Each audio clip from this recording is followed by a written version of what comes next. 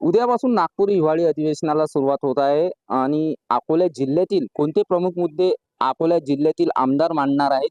माझ्यासोबत राष्ट्रवादीचे आमदार अमोल मिटकरी आहेत, त्यांनाच विचारूया.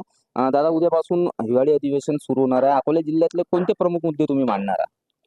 खरं तर नागपूर करारानुसार ते 3 आठवड्याचं हिवाळी अधिवेशन असायला पाहिजे होतं, पण ते 7 दिवसाचं होतंय. यात विदर्भाच्या आमदारांसह मी पण खेद व्यक्त केलेला आहे. मी जरी महाराष्ट्र विधान परिषदेचा सदस्य असलो तरी माझा नोडल जिल्हा अकोला आहे आणि अकोला जिल्ह्यातील शेतकऱ्यांचे प्रश्न खूप महत्त्वाचे आहेत. त्यातला सध्याच्या घडीला महत्त्वाचा प्रश्न CCIने हमी दर ठरवलेला आहे 8,100 रुपये कापसाचा, पण खरेदी मर्यादा 5 क्विंटलचीच दिलेली आहे.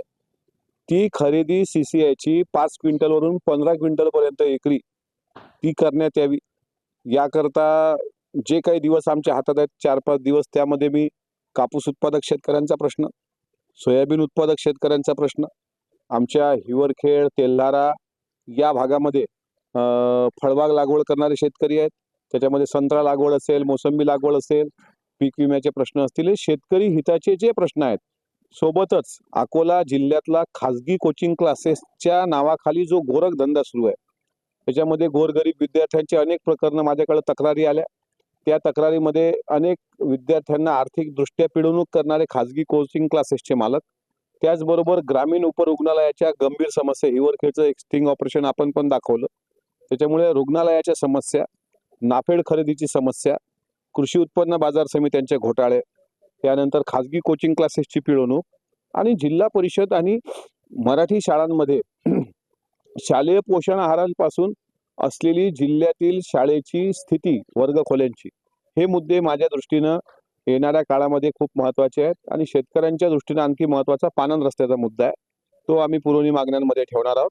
जिल्ह्यासाठी जास्तीत जास्त निधी आणण्याचा माझा प्रयत्न असेल आणि जिल्ह्यातील शेतकऱ्यांच्या प्रश्नाला प्राधान्यक्रम या अधिवेशनात दिला जाणार. दादा, जे अकोला शहरात मल्टी हॉस्पिटल जे उभारणी केलेली आहे, त्याचं खाजगीकरण होणार आहे अशी चर्चा आहे. त्यावर तुम्ही काय सांगणार अधिवेशनात? या चर्चेला विरोधकांनी भलतीकडेच नेण्याचा प्रयत्न केलेला आहे. इथल्या विरोधी पक्षाच्या आमदारांनी खाजगीकरणाचं एक पिल्लू सोडलेलं आहे.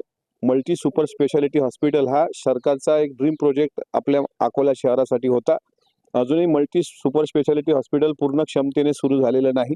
MRIच्या मशिनासंदर्भात, CT स्कॅनच्या मशिनासंदर्भात आकृतीबंध मंजूर न झाला, त्याच्या संदर्भातल्या अनेक तक्रारी प्राप्त होत असतात. त्याचं कुठलंही खाजगीकरण होणार नाही आणि मल्टी सुपर स्पेशालिटी पूर्ण क्षमतेने सुरू होऊन सर्वसामान्य रुग्णांना दिलासा देण्यासाठीच उभारल्या गेलेली आहे. त्यामुळे तिचा वापर त्याकरताच होईल. काँग्रेसची लोक किंवा विरोधातले लोक जे पिल्लू सोडतायत त्यामध्ये काही तथ्य नाही. ते शेवटी सरकारी मालमत्ता आहे, त्याचं खाजगीकरण होणार नाही. कॅमेरामॅन रमेश कटणकर सोबत अमोल नांदुरकर, लोकशाही मराठी, अकोला.